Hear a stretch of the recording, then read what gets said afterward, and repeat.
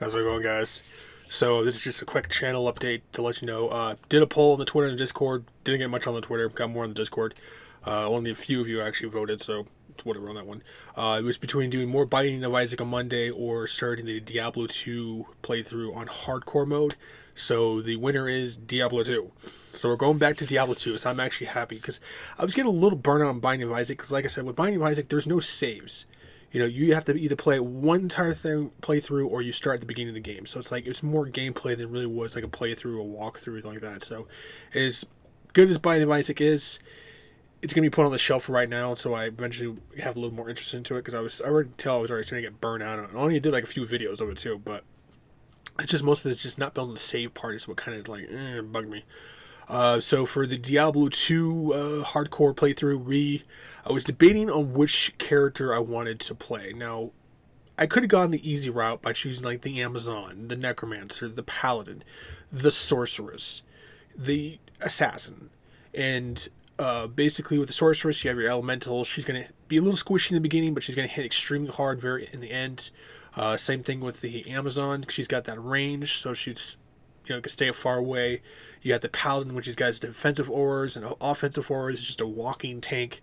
You have your Necromancer because of his skeleton army, so you can play it safe. Or you have the Assassin, where you can play the traps in, and you can just throw some traps down and take out people long range.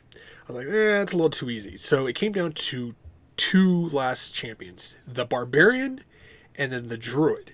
Now, with the Barbarian, if you want to go really hardcore, play the Barbarian because you will almost die instantaneously through your walkthrough. I'm not going that far. So we're going to play the Druid. Then usually when you play the Druid, most people start off as an Elemental Druid.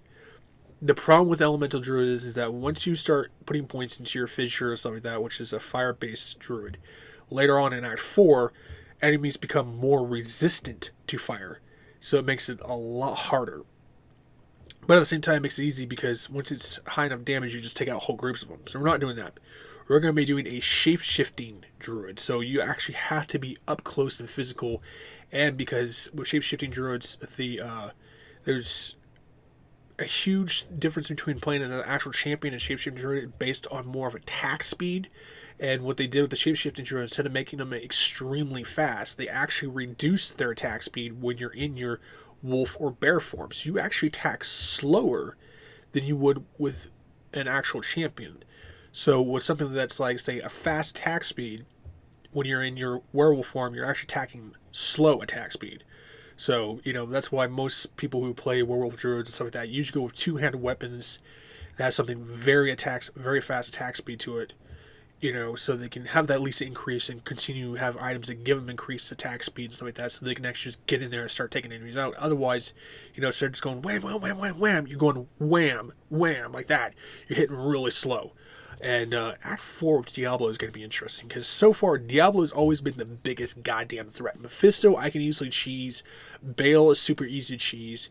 It's Diablo who's always been the most pain in the ass one to take out, just strictly because if you go up melee range with Diablo, he's going to hit you with that Inferno, and it's going to, not only does his Inferno do fire and lightning, it also does physical damage too. So that's like hitting like a goddamn Mack truck. And he's killed a lot of my characters, and having, you've seen some of my videos that I've done where I just had to just take a pause of the video, get him down to a low amount of health, and then restart the video so I don't have to continuously, watch me die trying to fight Diablo.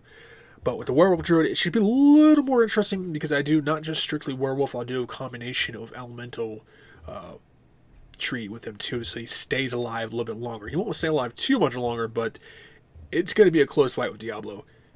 And I apologize if you hear my mic buzzing, it's acting up again.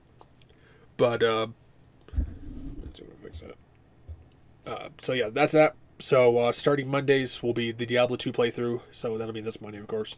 And, like you see the channel update, I'm going to start doing some trailer reactions for the following days. But I hope you guys been staying safe, healthy, and sanitized. And I hope you guys continue to enjoy the content. See you guys around.